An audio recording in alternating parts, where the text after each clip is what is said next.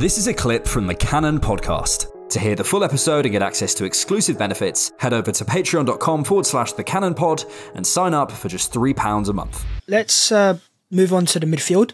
I think it's time to talk about with the injuries of Thomas Partey, who apparently will be out. We don't know where because there's so many contrasting reports, but 6 to 8 weeks is where I think it is going to happen, hopefully at least. So Partey will be out for at least a month or so. With that being the case, let's talk about the best midfield that Arsenal have with the players they have available. Now, of course, you've got Rice. I think he starts for sure, right? Unless any of you think Jorginho should be starting over him. I don't think George does. Maybe George does. But going forwards, Martin Odegaard starts for sure. So then it becomes a question of who plays as the left number 8. Is it going to be Kai Havertz, Emil Smith-Rowe, Fabio Vieira, and there's one more, by the way, Leandro Trossard? Or do you change the dynamics, move Rice forwards, and put Jorginho as a 6? So we'll go to George first. George, what do you think? What is Arsenal's best midfield now Partey's injured? I definitely don't think that moving Declan Rice is the move. The one thing that we've seen with Declan Rice is he's not only just been our player of the season, but he's done so in the lone 6 role. Like, for me, you don't make two positions worse in order to supplement something that you're missing elsewhere. So I would keep Declan Rice as the anchor. That's non-negotiable for me. One thing I don't think is, non-negotiable is Martin Odegaard having to play on the right. I think he has to start. But again, in my ideal midfield right now, I would have a look towards Martin Odegaard moving towards the left-hand side of the pitch. And then I would have somebody like an Emil Smith-Rowe or a Kai Havertz, whoever's in form. But those two will battle it out on the right. And then Fabio Vieira and Martin Odegaard will battle it out on the left as the two passing 8 profiles. Because fundamentally, I think our biggest issues is the roles that our 8s are performing right now. And I think that Martin Odegaard is not being used best right now. I don't think that Kai Havertz is being used best right now. And when you pair the two, I think having them in the right environment is going to unlock things that I don't think that we've seen. And that really stems from getting our wingers closer to goal. And I think that I would ideally like to see that setup done over let's move in Jorginho at the 6. Let's put kind of Declan Rice higher up the pitch. I don't think I would like to move him from the build-up. He's been our key build-up operator, so I really wouldn't like to disrupt that. And I would like to see kind of that switch of having passing 8s on the left. How does that dynamic work with Martinelli? And then having more of these runner profiles on the right. Mm-hmm. What do you think, Alex? Is it as simple as what George says there? Or do you think Odegaard... Because I reckon Odegaard is not going to be moved and it will be a matter of who's playing on the left-hand side. So then Fabio Vieira. We need to talk about Fabio Vieira, and I want you to talk about Fabio Vieira specifically. No Vim included. This is not personal, but But Fabio Vieira, he's really impressed Arsenal fans in the past few games, especially in that game against Fulham, and then obviously against United getting assists back-to-back games. I saw all the numbers of his expected assist numbers being up there with Trent Alexander-Arnold and his final action as well.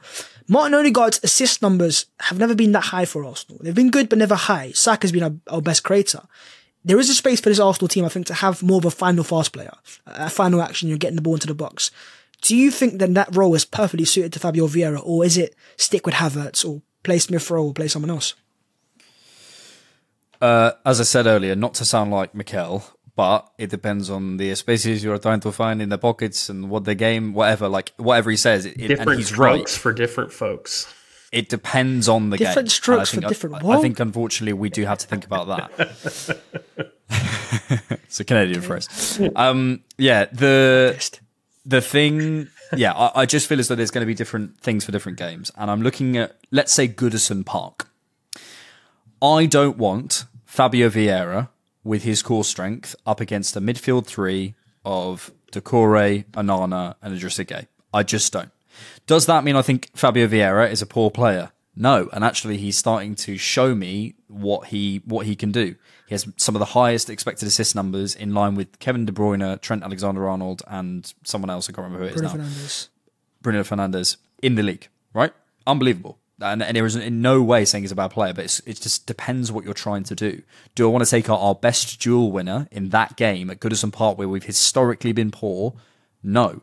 And I think the thing with Fabio Vieira, just to come on to him briefly, this is in no way to say there are no games that suit him, because there absolutely are. Like Brentford at home, I'm looking at Fabio Vieira and saying, yeah, show me something. Let's see what happens. I'm looking at, PSV in the Champions League. Yeah, let's see what happens. Like, let's have a look at that, and I'd be definitely up for that.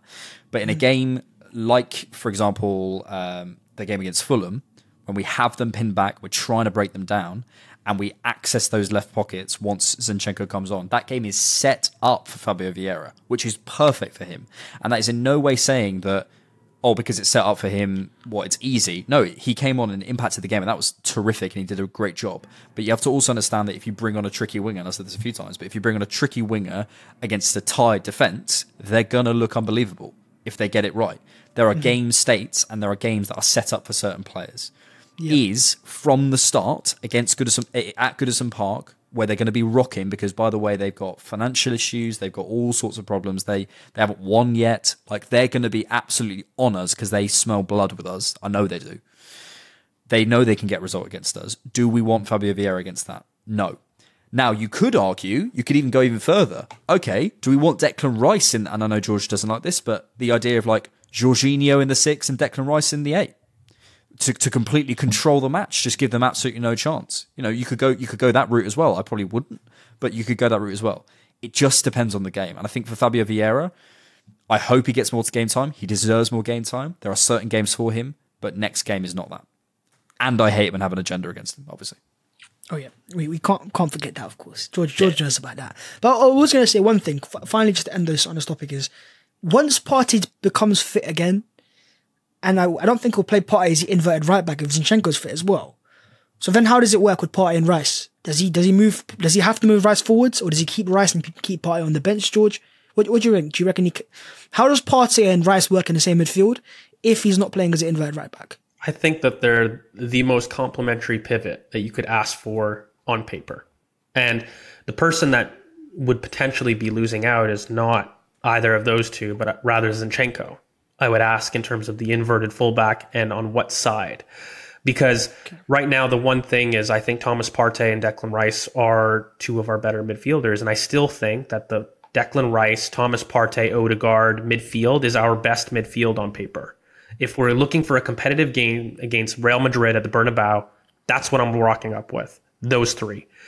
Now, I think in terms of, again, we're going to have different midfield for different games, but I would push Declan Rice higher with Thomas Partey fit in the back. And the only reason I would do that is because I need to accommodate kind of Martin Odegaard in the right half space.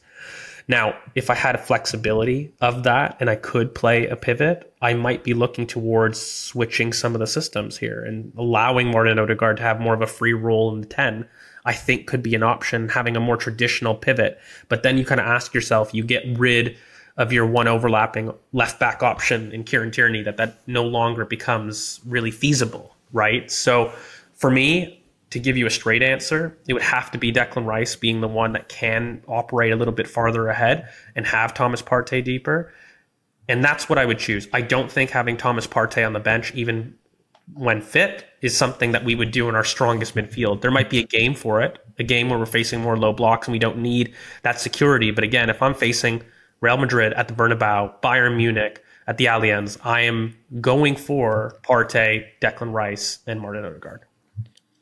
Yeah, I think the best thing for Arsenal is we've got so many different ways of playing, so many different midfield options, and that's with Partey injured. Last year if Partey was injured, it's like Sambi's coming into the team. Now we've got Declan Rice playing, so a bit more confident there that we can survive there. But let's move further forward on the pitch. Thanks for checking out the Cannon Podcast. To get full episodes and access to exclusive benefits, head over to patreon.com/thecannonpod and sign up for just £3 a month.